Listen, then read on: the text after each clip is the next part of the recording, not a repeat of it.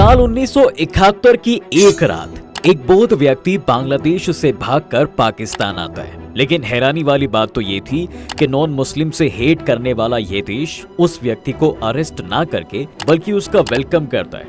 न सिर्फ वेलकम करता है बल्कि कुछ दिनों के अंदर उस व्यक्ति को मिनिस्टर भी बना देता है। जी हाँ, पाकिस्तान की प्लानिंग यही नहीं रुकती बल्कि उस वक्त के प्राइम मिनिस्टर जुल्फिकार अली भुट्टो इस व्यक्ति को पाकिस्तान का राष्ट्रपति बनाने को तैयारी कर रहे थे। जी हाँ, सही सुना आपने, एक बौद्ध धर्म के व्यक्ति को पाकिस्तान प्रेसिडेंट बनाने जा रहा था।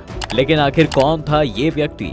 क्यों एक बौद्ध धर्म के व्यक्ति को भागकर पाकिस्तान जाना पड़ा? लाखों बांग्लादेशियों को मौत की घाट उतारने वाला पाकिस्तान अचानक से इतना लिबरल कैसे हो गया? क्या सच में वो लिबरल हुआ था या ये कोई उसकी सोची समझी साजिश का नतीजा था? इन सारे सवालों के जवाब आज आपको इस वीडियो में मिलेंगे, तो बने रहिए हमारे साथ। देखिए, कहानी शुरू होती है साल 1971 से, जब पूर्वी और पश्चिमी पाकिस्तान बांग्लादेश के मुद्दे पर आमने सामने थे। पूर्वी पाकिस्तान का एक इलाका था चटगांव। इस रियासत में चकमा जनजाति का दबदबा हुआ करता था और ये चकमा जनजाति बौद्ध धर्म के फॉलोअर्स थे। उस समय इस रियासत के राजा थे त्रिदेव राय। त्रिदेव राय भी बौद्ध थे। राजा त्रिदेव राय पूर्वी पाकिस्तान से बिलोंग करते थे।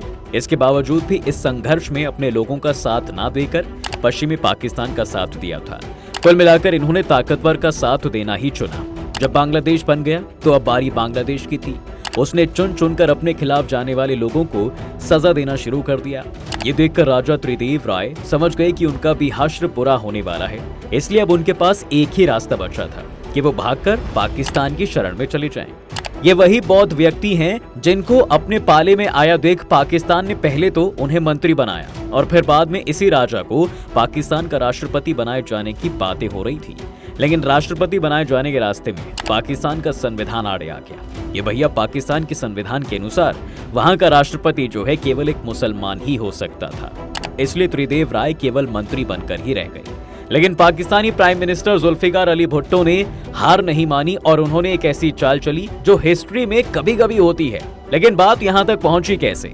इस कहानी की पूरी जर्नी को समझने के लिए हमें आजादी के समय में चलना होगा। यानी 1947 में हम आजाद हो चुके थे, लेकिन आजादी के साथ साथ बंटवारा भी हमारे हिस्से में आया था। अंग्रेजों ने भारत के दो टुकड़े कर डाले, एक भारत और दूसरा पाकिस्तान। बंटवारे का बेस धर्म था।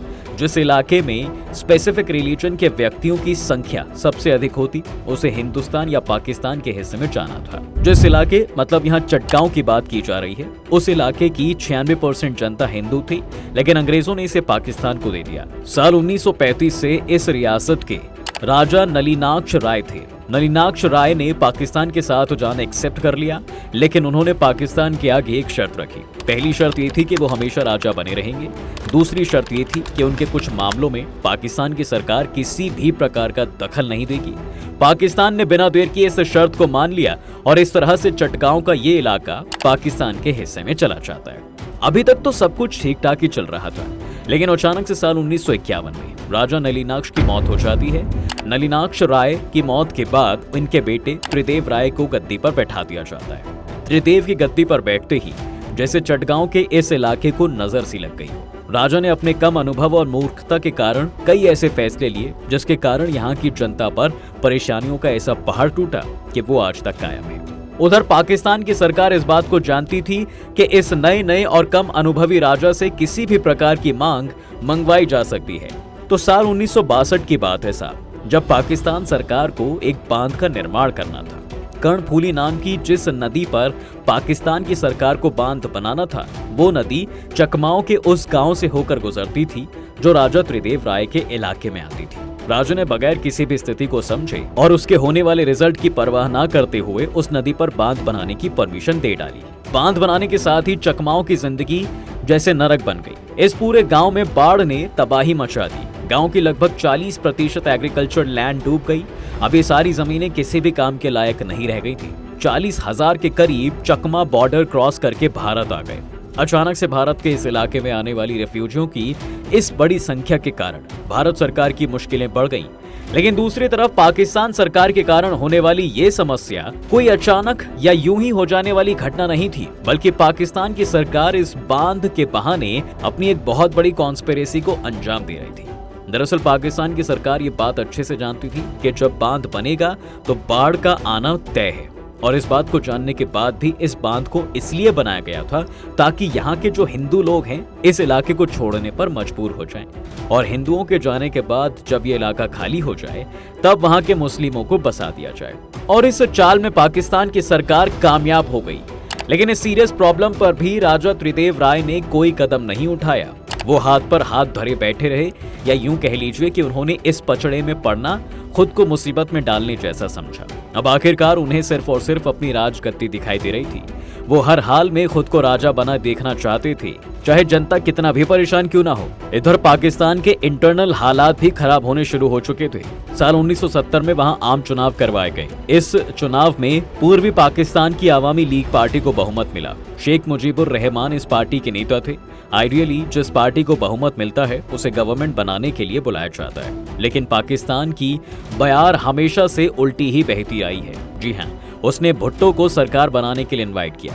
एक ऐसी सरकार बनने के लिए इनवाइट करना जिसके पास बहुमत भी नहीं थी। ये एक तरह से पूर्वी पाकिस्तान के साथ बहुत बड़ा जुल्म था, क्योंकि वहां के लोग शेख मुजीबुर रहमान को अपना प्रधानमंत्री बनते देखना चाहते थे, और इस कदम से आक्रोशित पूर्वी पाकिस्तान की जनता ने बगावत कर डाली। इन लोगों ने पूर्वी पाकिस्तान के लोगों के लिए सेना को एक अलग देश बनाने के लिए डिमांड करना शुरू कर दिया। अपने लिए अलग देश बनाने के संघर्ष में पूर्वी पाकिस्तान की जनता सड़कों पर उतर आई, और इधर पश्चिमी पाकिस्तान भी कहां चुप रहने वाला था भाई। वहां के राष्ट्रपति याहिया खान ने सेना को इस बगावत को कुचलने के लिए ऑर्डर दिया, और फिर क्या था, पाकिस्तान की सेना ने कत्लेआम मचा दिया। कई लाख पूर्वी पाकिस्तान की जनता काल के काल में समा गई। इधर पश्चिमी पाकिस्तान की सेना संघर्षशील जनता पर बेतहाशा जुल्म कर रही थी, लेकिन राजा त्रिदेव राय ने अब भी अपनी चुप्पी नहीं तोड़ी।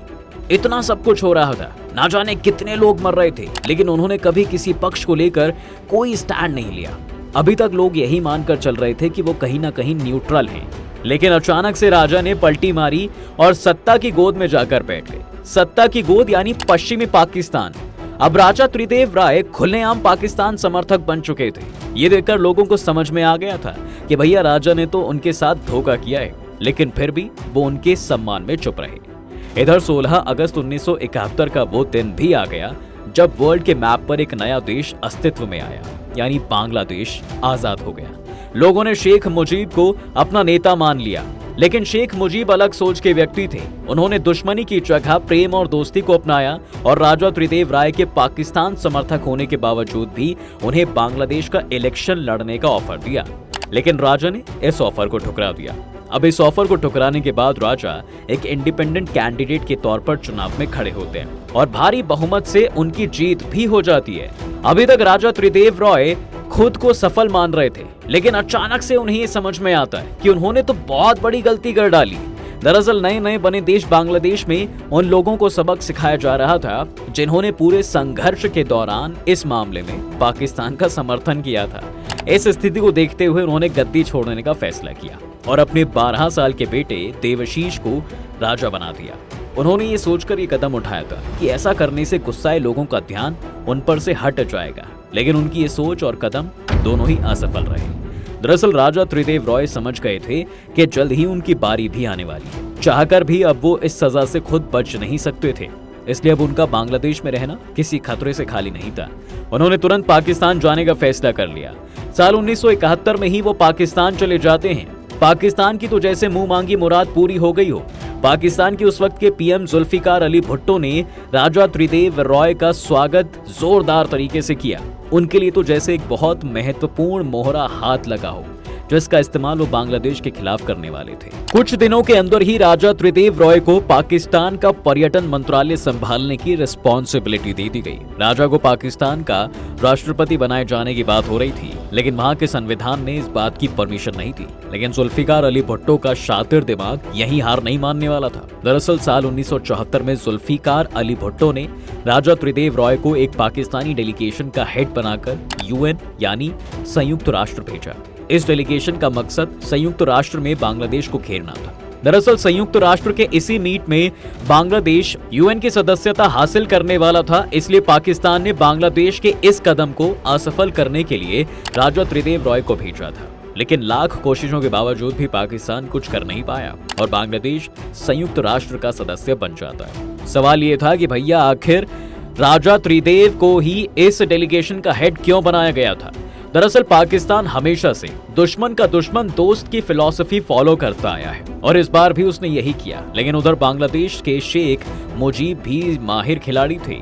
उन्होंने ईंट का जवाब पत्थर से देते हुए एक ऐसा पासा फेंका कि लोग इनकी डिप्लोमेसी की दाद देने लगे। दरअसल संयुक्त राष्ट्र की मेंबरशिप लेने के लिए बांग्लादेश की तरफ से भी एक डेलीगेशन आया था और इस डेलीगेशन को लीड करने की रिस्पॉन्सिबिलिटी जिन कंधों पर दी गई थी वो और कोई नहीं बल्कि राजा त्रिदेव रॉय की मां और राजमाता विनीता रॉय थी। अब इन दो देशों की लड़ाई में आपसी संबंधों ने दम तोड़ दिया।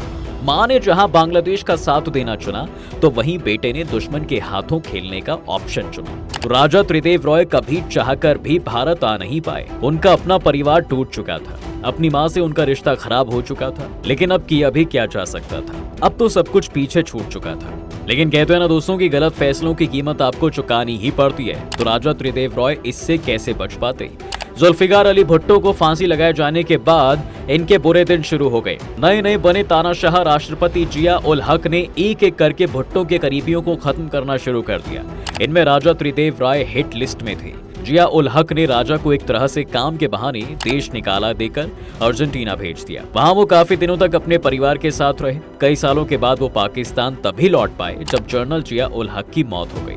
अब इसी बीच वो काफी दिन तक श्रीलंका में रहे, लेकिन जब फाइनली वो पाकिस्तान लौटे तो बिल्कुल अलग अंदाज में दिखे। राजनीति से उनका मोह भंग हो चुका था। वो समझ गए थे कि राजनीति से उन्हें सिवाय दुख और तकलीफ के कुछ नहीं मिलने वाला है, इसलिए उन्होंने बौद्ध धर्म की राह पकड़ी।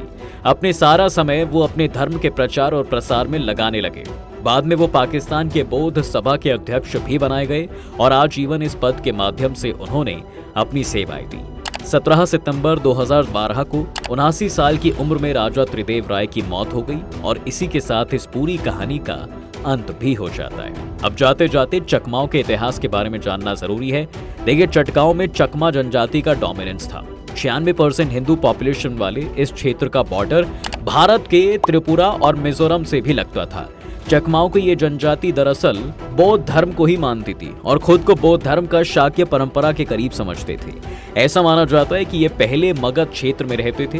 धीरे धीरे वक्त ने करवट ली और बहुत सारी समस्याओं ने मगध क्षेत्र को अपने कब्जे में ले लिया। ऐसे में समस्याग्रस्त और तनावपूर्ण माहौल में चकमा जनजातियों का वहां रहना मुश्किल हो गया और ये लोग भागकर जो है बंगाल के चटगांव में आ गए। अब एक समय में चकमा जनजाति काफी पावरफुल मानी जाती थी। पूरे भारत में अपनी बहादुरी के कारण ये वॉरियर यानी योद्धा के तौर पर पॉपुलर थे। चकमा शब्द का अर्थ ही शक्तिशाली होता है। बात 1757 की है जब बैटल ऑफ प्लासी लड़ा गया था। इसी युद्ध के कारण अंग्रेजों के पैर पूरे भारत में फैल चुके थे। एक तरह से ये पूरे भारत के मालिक बन चुके थे। इस युद्ध के प्रभाव से चटगांव भी बच नहीं पाया था। यहाँ पर भी अंग्रेजों का दबदबा कायम हो चुका था, लेकिन इनके सामने बहादुर चकमाओं ने आसानी से हार नहीं मानी दोस्तों। इन्होंने अंग्रेजों के साथ तकरीबन 10 सालों तक लड़ाई लड़ी है। लेकिन भाई अंग्रेज तो अंग्रेज थे। उन्होंने इन बहादुर योद्धाओं को हराने के लिए हर ट्रिक का यूज किया। अपनी शातिर चाल और हथियारों की नई नई टेक्निक्स का इस्तेमाल इस तरह से किया कि अंततः चकमा इस लड़ाई में हार जाते हैं। और जब इनके पास कोई उपाय नहीं बचा था, अब इन्हें ब्रिटिश रूल एक्सेप्ट करना ही था। लेकिन चूंकि ये बहादुरी से हारे थे, इसलिए दोनों के बीच एक म्यूचुअल अग्रीमेंट हो गया। इस अग्रीमेंट के तहत जहां चकमाओं को ब्रिटिश सरकार को हर साल टैक्स के रूप में तकरीबन 20,000 किलो कपास देना था, तो वहीं बदले में ब्रिटिश सरकार उनके किसी भी इंटरनल और एक्सटर्नल मामले में इंटरफेयर नहीं करेगी। ये तय हो गया और ये सिस्टम आजादी तक चलता रहा। यही कारण था कि पाकिस्तान में जाने के बाद भी वहां के राजा ने पाकिस्तान के सामने इंडिपेंडेंट रहने का शर्त रखा और पाकिस्तान मान भी गया। ये चकमाओं की सदियों से चली आ रही ताकत और मजबूती ही थी जिसके कारण इन्होंने कभी अपने सेल्फ रिस्पेक्ट से कॉम्प्रोमाइज नहीं किया। इस पूरे मामले को आप कैसे देखते हैं? आपको क्या लगता है कि राजा को पाकिस्तान का साथ देना चाहिए था या नहीं? कमेंट में हमें जरूर बताएं। इसी तरह के वीडियोस और देखने के लिए चैनल को सब्सक्राइब करें और पसंद आने पर इसे अपने दोस्तों के साथ लाइक और शेयर जरूर कर दें।